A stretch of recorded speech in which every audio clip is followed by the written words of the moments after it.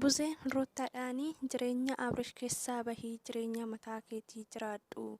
Inni jireenya mataa isaa jiraachaa jira. Kanaafuu jireenya isaa hin baxaxiniitii jireenya mataa kee jiraadhu. Maaliifii wanta hin taane hojjetta?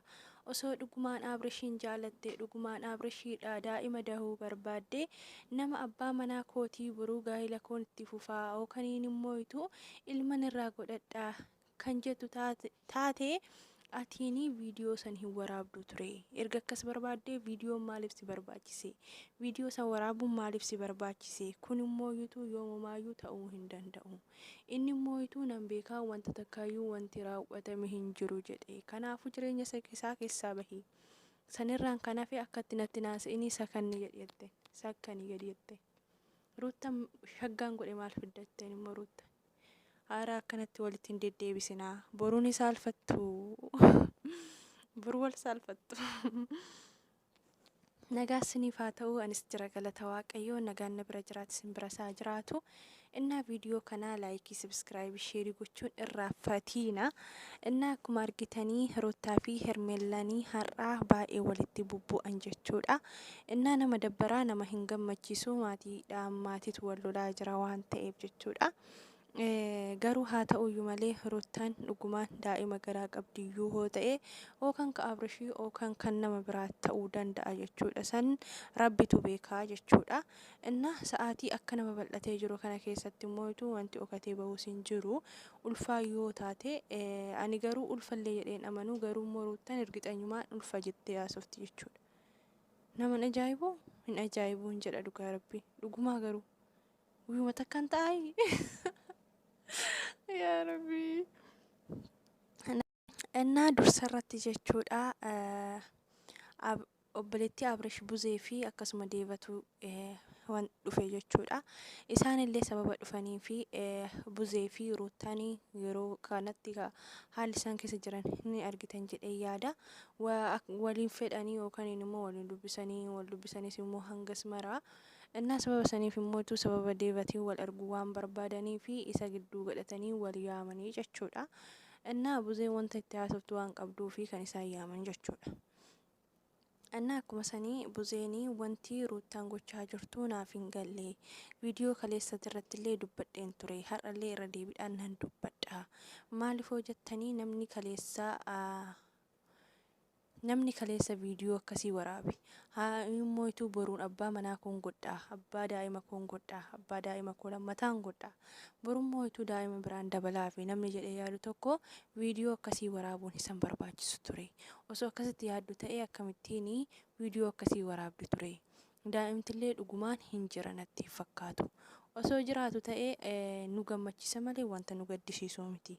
Garuu immoo wanta dhugaa hin taane tokko hanga kana hunda deemuun karaa kana hunda deemuun maaliif akka barbaachisee naaf hin galle jette jechuudha. Akkasuma Deeban illee jechuudha. Innaa wanti ta'aa jiru laalatuma jirra. Keessanillee siistarii waliin haasa'atuma jirra. Immoo wanti ta'aa jiru kun nutti hin tolle, dhugaa nutti hin fakkaanne. Dhugaa ta'ummoo nu gammachiisa malee nu hin gaddisiisu. Zarii keenyatu baay'ate. Akkasuma immoo ilma obboleessa keenya nu dabalaa jirti waan ta'eef nu gammachiisa osoo dhugaa ta'e. Garuu immoo dhugaa miti. Dhugaa hin fakkaatu. Ammallee wanta kaleessa darbe san dabalaa jirti. Moo akkami jennee kan yaadnu keessa jirra. Dhugaa nutti hin fakkaanne. Kanaafuu immoo Abrishillee yaamee silaa gaafachuu nan danda'an ture. Garuu Abrishiin immoo Abrishii osuma ta'ee yookaan irra shashaffanuu danda'a yookaan waan tokko jechuu danda'a.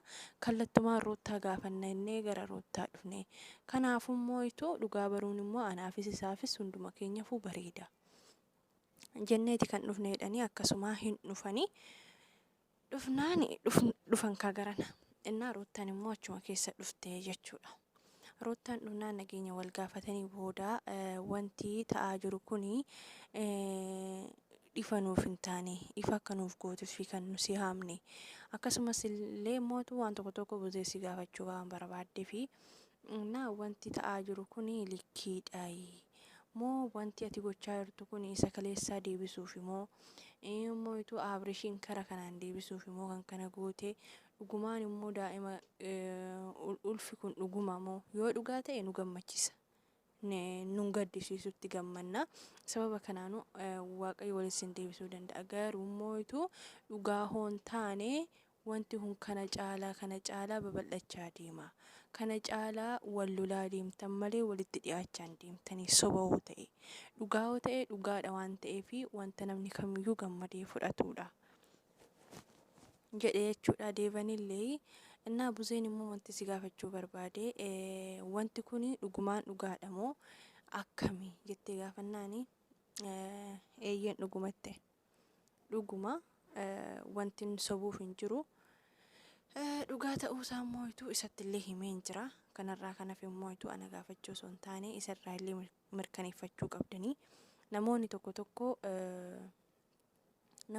tokko karaa namni yaade osoo hin taane sammuu isaa keessatti wantoota baay'ee waan yaaduuf karaan taanetti waa fudhatuu fi karaan taane waan yaadetti fakkaachuu danda'a. Garuu moo'itu ani isa dhugaan hime yoon jedhu siniif galee yaada. Namni tokko karaa faallatti yaada jechuun fi Buzee chumatti tuqxe dubbiidhaan. Dhugaa rabbii ruuttan dubbiidhaan nama tuqxe. Anna achi jettee booda Buzeenii ergaa daa'ima isaaf da'uu barbaadde kara fuulduraatti isa barbaadde akkamitti viidiyoo sun maaliif isa barbaachisennaan isa tare kaasuun barbaadu. Isa tare moo'itu kaasee kan ammaatiin wal qabsiisee haasa'uun barbaadu. Hidhaa maaliif si barbaachisennaan immoo hidhaa illee jechuudha. Badii isaatii hidhameera.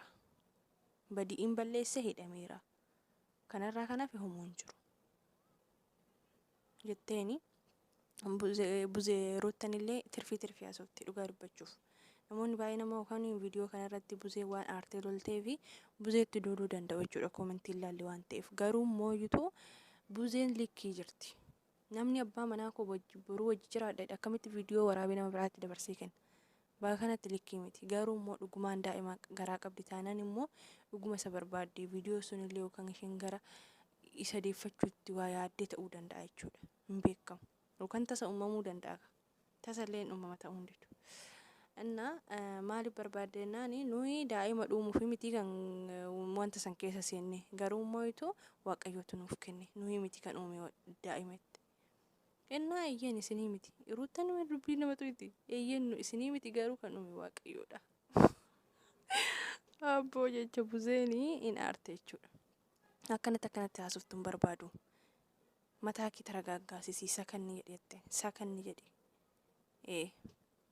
Baay'ee qayyaramtee jirta sakanni jedhette.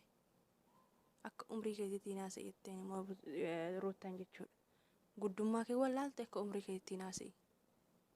Hindi hanga kana hunda wal tuffachuun maaliif barbaachise? Kan namaan hangalchu jettee namoota meeqa kan nama waa'ee kanaatiif taa'aa jiru jennaan ani kan namaan hangalchu jireenya koon jiraadha.